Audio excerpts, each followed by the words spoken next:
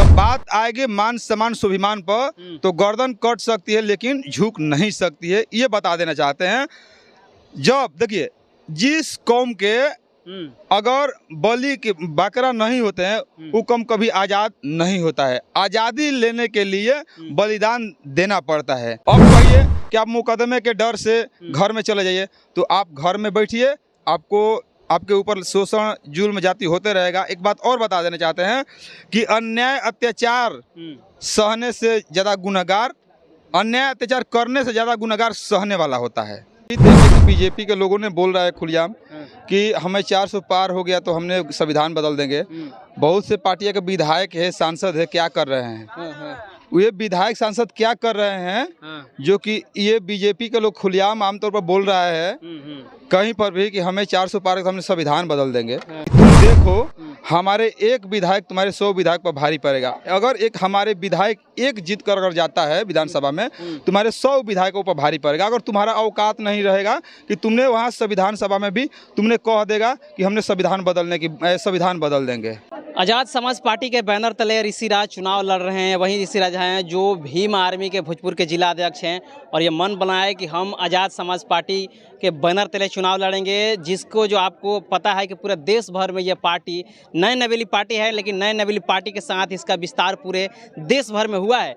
ऋषिराज को सपोर्ट करने के लिए बक्सर के जो जाने माने चेहरा है, आप देख सकते हैं, आम तौर पर इनको देखते होंगे, सुरेश आज़ाद जी हैं। वायरल जो है वो भीम आर्मी में काम कर चुके हैं और अब जो है वो आज़ाद समाज पार्टी में काम कर रहे हैं। परिचय थोड़ा दे दीजिए। जी, आपके चैनल के माध्यम से बता देना चाहते हैं कि मैं सुरेश आज़ाद, आज़ाद समाज पार्टी जिला अध्यक्ष बक्सर। चलिए, जिला अध्यक्ष बक्सर है, क्या कारण है कि ऋषिराज संगठन छोड़ करके चुनाव लड़ने पर उतरा है? देखिए, हम जो हमारा लड़ाई है वो कुर्सी का है। कुर्सी का?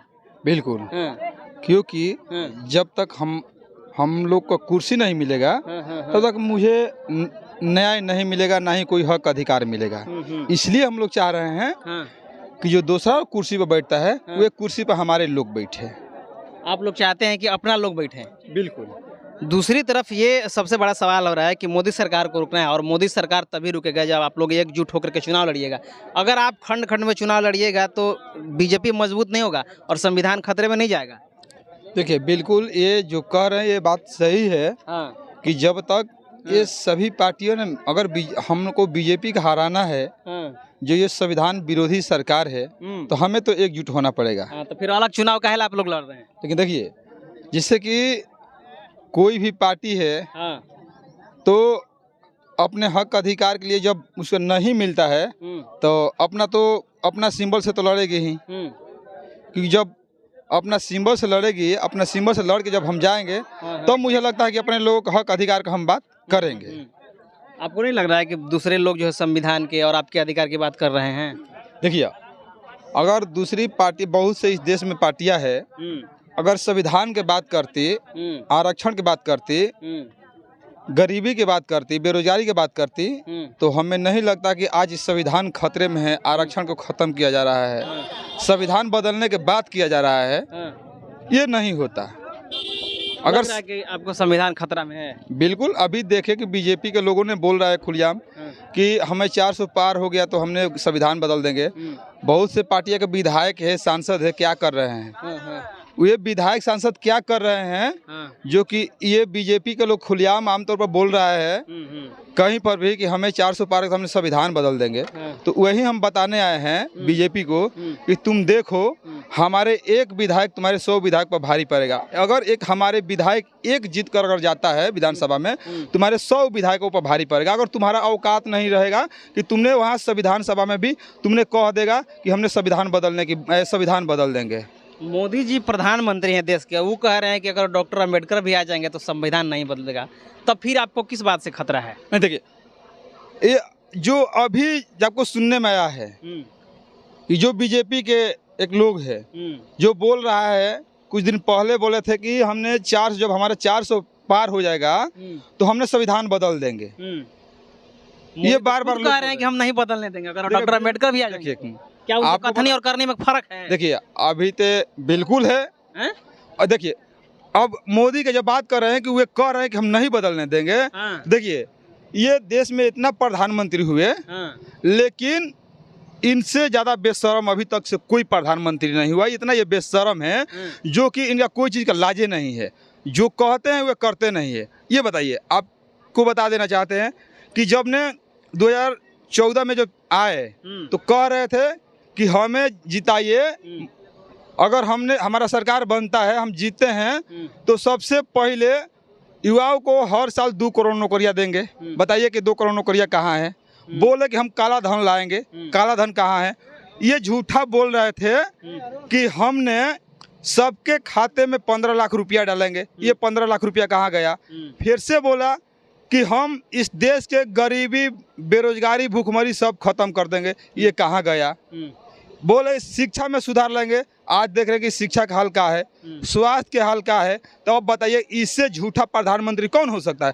हमें तो नहीं लगता है कि अब तक जितना प्रधानमंत्री हुए इससे ज़्यादा झूठा कोई नहीं हुआ। जितना झूठा बेशरम है, इससे बेशरम कोई प्रधानमंत्री नहीं हुआ अब तक।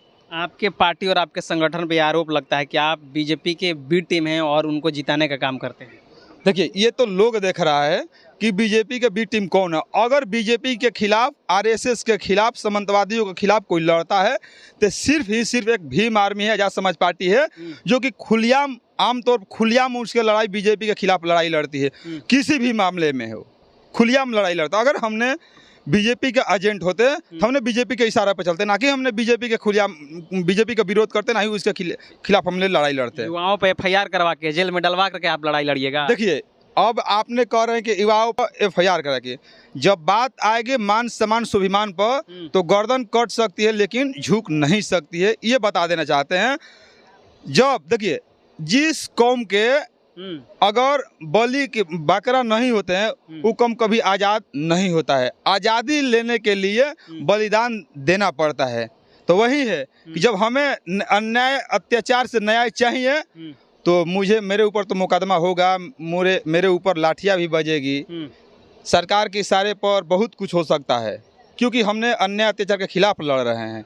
अब कहिए कि आप मुकदमे के डर से घर में चले जाइए, तो आप घर में बैठिए, आपके ऊपर शोषण, जुल्म, जाति होते रहेगा। एक बात और बता देना चाहते हैं कि अन्याय अत्याचार सहने से ज़्यादा गुनहगार, अन्याय अत्याचार करने से ज़्यादा गुनहगार सहने वाला होता है।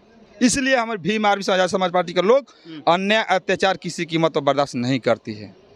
ऋषि राज यहाँ से चुनाव लड़ रहे हैं, समर्थन में आएंगे, क्या कह रहे हैं? देख रहे हैं जीत पाएंगे या नहीं जीत पाएंगे? बिल्कुल, देखिए, हमने इससे 1 हफ्ता पहले भी हमने भाई के प्रचार प्रसार में आए थे। 5-7 पंचायत में हमने विधानसभा में भी लोगों का यही मोमेंट है कि हमने बहुत से लोगों को देखे, इस अज्ञाव विधानसभा में बहुत से लोगों को हमने देखे, जिता कर भेजे। लेकिन इस बार भी हमें भाई ऋषि राज को भी जिता कर भेजा नहीं, क्योंकि जिस तरीका से ये चुनाव आया तो बहुत से लोगों ने आ रहे हैं कैंडिडेट के रूप में। आज फोन कर दीजिए, बहुत से कैंडिडेट लोग आएंगे, लेकिन यही एक भीम आर्मी के लोग है, भाई ऋषि राज है, चाहे भीम आर्मी के कार्यकर्ता भी है, कि आज चुनाव आया है, इससे हमें कोई मतलब नहीं है। लेकिन अन्याय अत्याचार होता है तो सबसे पहले भीम आर्मी के लोग आते हैं। इससे पहले भी तमाम तरह के जो मुद्दा है अज्ञाव विधानसभा में, चाहे पूरे भोजपुर जिला में है, तमाम तरह के मुद्दे पर आवाज़ ऋषि राज जी ने उठाए हैं। तो वही लोगों ने चुने हैं कि हमें इस बार मौका है, अगर ये मौका हम गवा देते हैं तो फिर 5 साल हमें पछताना पड़ेगा। इसलिए हमें ये मौका नहीं गंवाना है। ऋषि राज जैसे लोगों को हमें मौका देनी चाहिए। यहाँ के पूरे अज्ञाओं के विधानसभा के लोगों का ये आवाज़ है।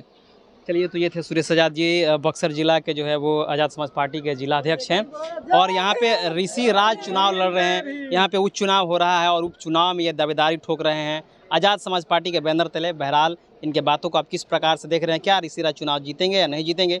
इसकी जवाब आप कमेंट बॉक्स में प्रतिक्रिया के रूप में जरूर दीजिएगा। और चैनल पर पहली बार आए तो चैनल को सब्सक्राइब करें, वीडियो को लाइक करें, शेयर करें।